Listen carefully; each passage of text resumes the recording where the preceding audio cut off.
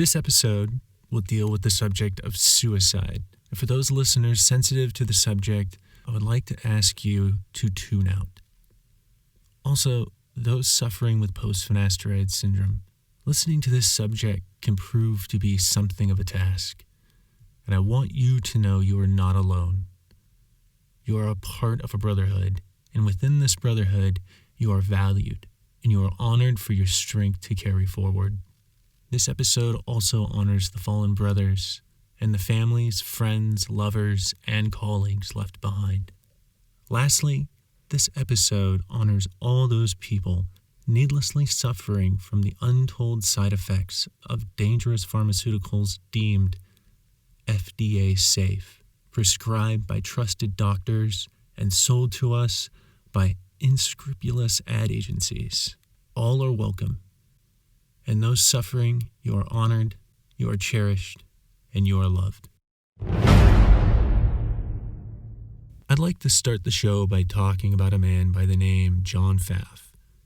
John was a dedicated father to his son and daughter. He was a loving and loyal husband to his wife Kelly of 17 years. John was a confident and competent leader among his colleagues and cherished among those lucky enough to call this man a friend. However, in 2008, John's insecurities over his thinning hair were exacerbated by an ad he saw on television. Shortly thereafter, he made an appointment with his dermatologist and was given a prescription for Propecia. Between 2008 and 2013, John's personality slowly began to change. He became more aggressive, short-tempered, anxious, and began to suffer from bouts of insomnia. Though things reached a breaking point around 2011 when John, influenced by finasteride-induced depression and anxiety, quit his job in an attempt to regain control over his life. However, this merely compounded John's depression and anxiety as well as his insomnia. And near the beginning of 2013, John made the decision to end his life. He was in so much pain, having not slept for 45 days, that instead of taking his daughter to school that morning, John walked to the train tracks near his home and stepped in front of an oncoming locomotive.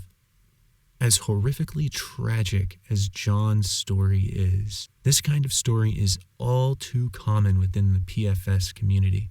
The side effects John experienced is quite literally a mirror image of the side effects I experience, as well as it is a mirror image of the experience of thousands of men suffering with Post Finasteride Syndrome.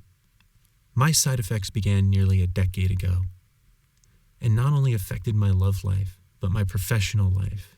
I lost my career, I lost my business, and in an attempt to keep myself busy, I went to school. But as my side effects grew worse, I even had to stop going to school. The negative side effects of Post Finasteride Syndrome on the minds and bodies of those men suffering with this syndrome can be so profound as to destroy marriages, engagements, relationships, friendships. My panic disorder turned into generalized anxiety and subsequently took the shape of agoraphobia. Now, I'm not going to list all of the side effects I personally have experienced, but the depression can be completely debilitating. And there are days when I have absolutely no energy whatsoever.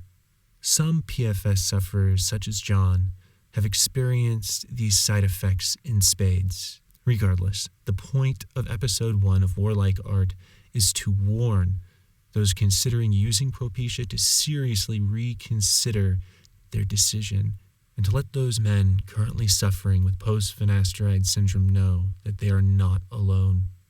If you listened to episode 0 of Warlike Art, you would know I had plans to speak about Daniel Stewart.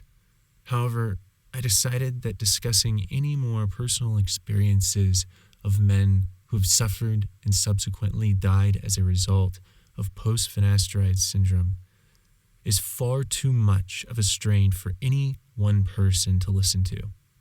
What I will say is that Daniel Stewart was a brilliant professor, a loving friend, and a loving son, cousin, nephew, and grandson to his family. As of this day, Merck has yet to include severe depression, anxiety, agoraphobia, insomnia, and muscle wasting on their list of side effects which have been linked to the use of Propecia.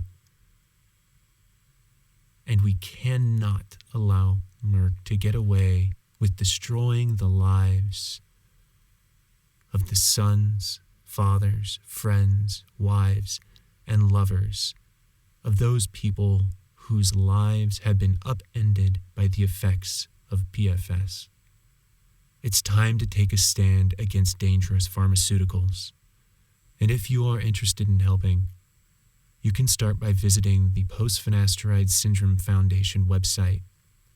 Simply Google PFS Foundation, and from there, you'll be provided with the resources needed in order to get you on track and to get you into the war, into the fight against dangerous pharmaceuticals deemed FDA safe. That's it for Warlike Art, Episode 1. I'd like to thank you again for listening, and stay strong.